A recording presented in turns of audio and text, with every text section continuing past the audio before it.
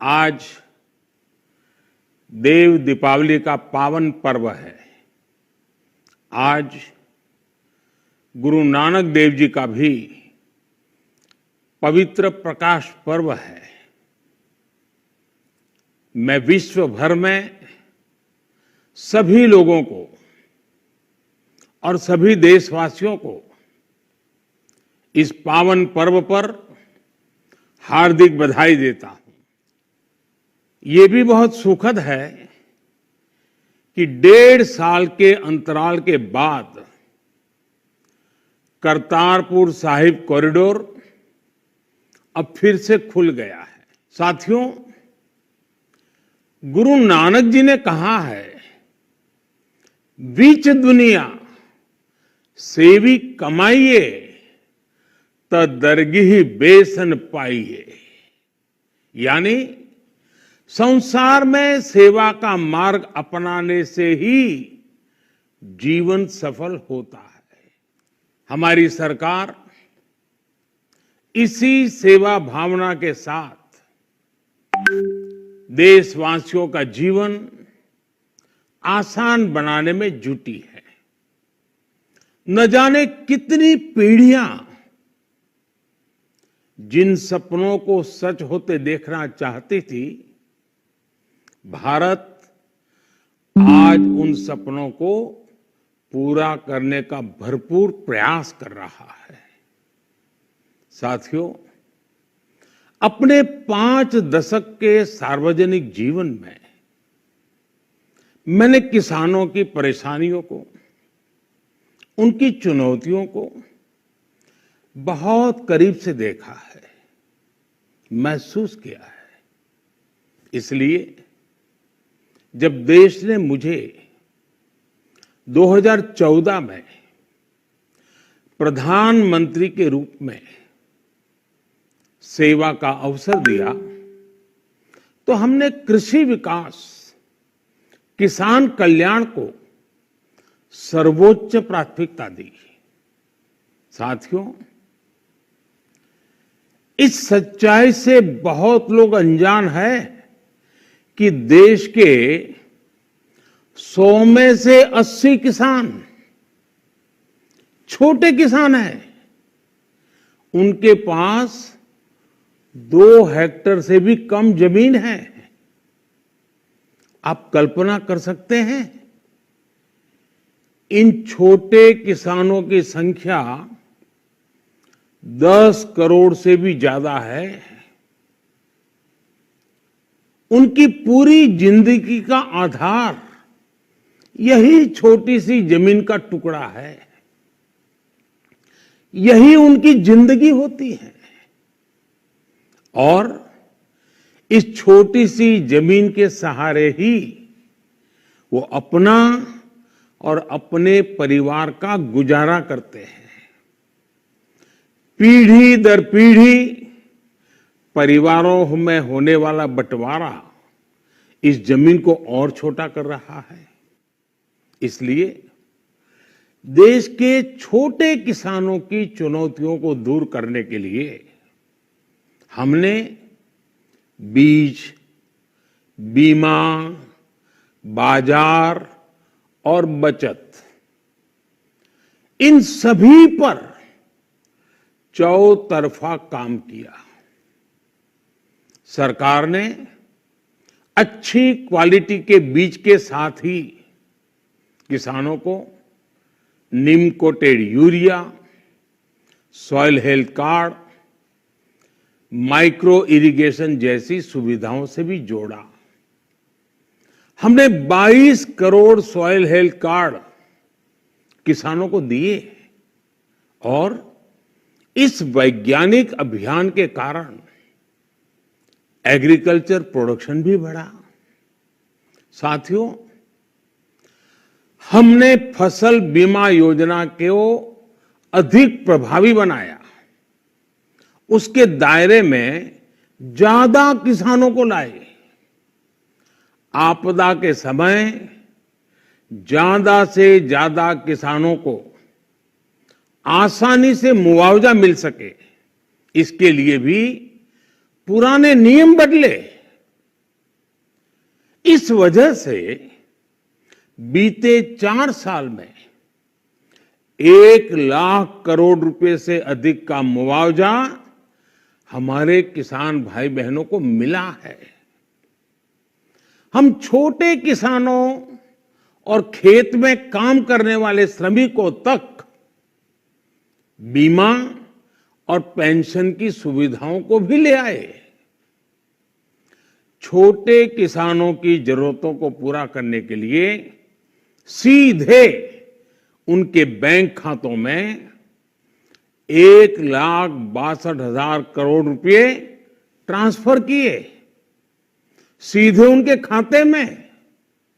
साथियों, किसानों को उनकी मेहनत के बदले उपज की सही कीमत मिले, इसके लिए भी अनेक कदम उठाए गए।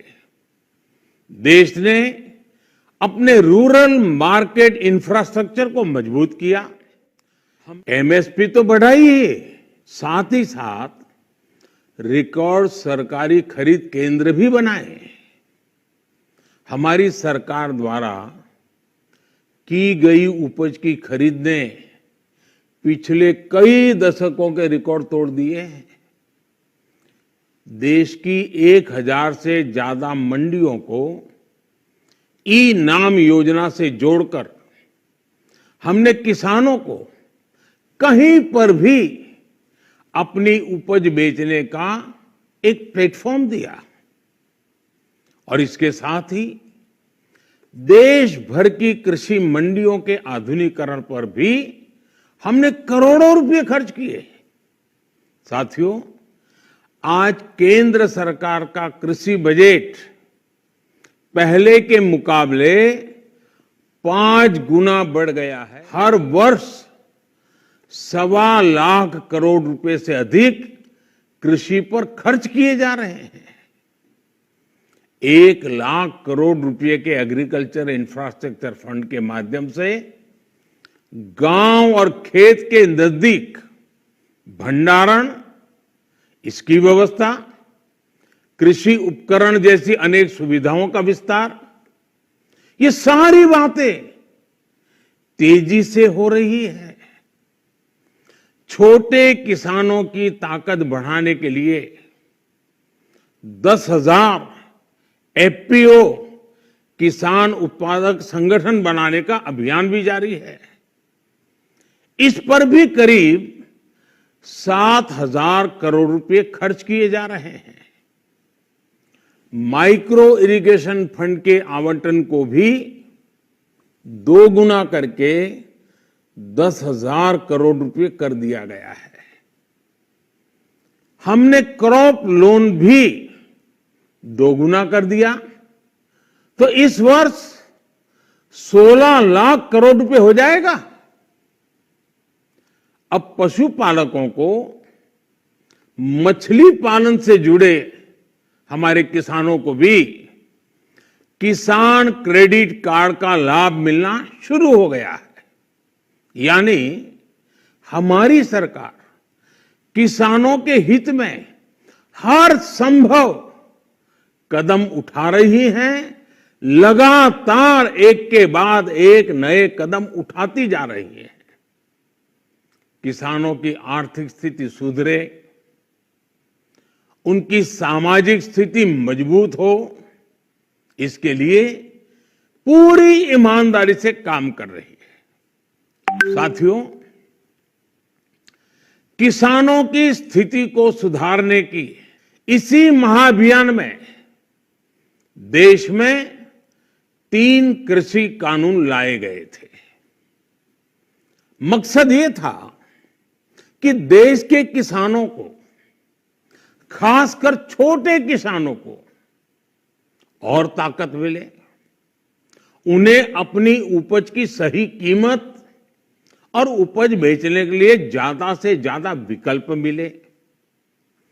बरसों से ये मांग देश के किसान, देश के कृषि विशेषज्ञ, देश के कृषि अर्थशास्त्री, देश के किसान संगठन लगातार कर रहे थे। पहले भी कई सरकारों ने इस पर मंथन भी किया था। इस बार भी संसद में चर्चा हुई, मंथन हुआ और ये कानून लाए गए। देश के कोने कोने में कोटि कोटि किसानों ने, अनेक किसान संगठनों ने इसका स्वागत किया, समर्थन किया। मैं आज उन सभी का बहुत बहुत आभारी हूं, धन्यवाद करना चाहता हूं। साथियों, हमारी सरकार किसानों के कल्याण के लिए, खासकर छोटे किसानों के कल्याण के लिए, देश के कृषि जगत के हित में, देश के हित में, गांव गरीब के उज्जवल भविष्य के लिए पूरी सत्यनिष्ठा से, किसानों के प्रति पूर्ण समर्पण भाव से, नेक नियत से ये कानून लेकर आई थी। लेकिन इतनी पवित्र बात, पूर्ण रूप से शुद्ध किसानों के हित की बात, हम अपने प्रयासों के बावजूद कुछ किसानों को समझा नहीं पाए। भले ही किसानों का एक वर्ग ही विरोध कर रहा था, लेकिन फिर भी ये हमारे लिए महत्वपूर्ण था। कृषि अर्थशास्त्रियों ने, वैज्ञानिकों ने, प्रगतिशील किसानों ने भी उन्हें कृषि कानूनों के महत्व को समझाने का भरपूर प्रयास भी किया। हम पूरी विनम्रता से, खुले मन से उन्हें समझाते रहे। अनेक माध्यमों से व्यक्तिगत और सामूहिक बातचीत भी लगातार होती रही। हमने किसानों की बातों को, उनके तर्क को समझने में भी कोई कोर कसर बाकी नहीं छोड़ी। कानून के जिन प्रावधानों पर उन्हें ऐतराज था, सरकार उन्हें बदलने के लिए भी तैयार हो गई। 2 साल तक हमने इन कानूनों को सस्पेंड करने का भी प्रस्ताव दिया। इसी दौरान ये विषय माननीय सर्वोच्च न्यायालय के पास भी चला गया। ये सारी बातें देश के सामने है, इसलिए मैं इनके अधिक विस्तार में नहीं जाऊंगा। मैं आज देशवासियों से क्षमा मांगते हुए सच्चे मन से और पवित्र हृदय से कहना चाहता हूं कि शायद हमारी तपस्या में ही कोई कमी रही होगी, जिसके कारण दिए के प्रकाश जैसा सत्य कुछ किसान भाइयों को हम समझा नहीं पाए। आज गुरु नानक देव जी का पवित्र प्रकाश पर्व है। ये समय किसी को भी दोष देने का नहीं है। आज मैं आपको, पूरे देश को ये बताने आया हूं कि हमने 3 कृषि कानूनों को वापस लेने का, रिपील करने का निर्णय लिया है। इस महीने के अंत में शुरू होने जा रहे संसद सत्र में, इसी महीने में, हम 3 कृषि कानूनों को रिपील करने की संवैधानिक प्रक्रिया को पूरा कराथियों। मैं आज अपने सभी आंदोलनरत किसान साथियों से आग्रह कर रहा हूं, आज गुरु पर्व का पवित्र दिन है। अब आप अपने अपने घर लौटे, अपने खेत में लौटे, अपने परिवार के बीच लौटे। आइए एक नई शुरुआत करते हैं, नए सिरे से आगे बढ़ते हैं। साथियों, आज ही सरकार ने कृषि क्षेत्र से जुड़ा एक और अहम फैसला लिया है। जीरो बजट खेती यानी प्राकृतिक खेती को बढ़ावा देने के लिए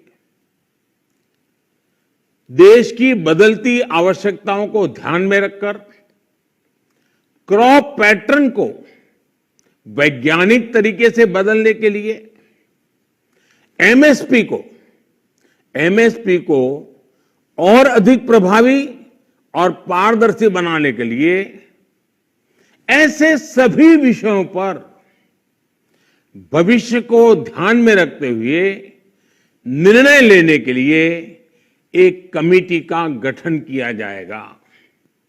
इस कमेटी में केंद्र सरकार, राज्य सरकारों के प्रतिनिधि होंगे, किसान होंगे, कृषि वैज्ञानिक होंगे, कृषि अर्थशास्त्री होंगे।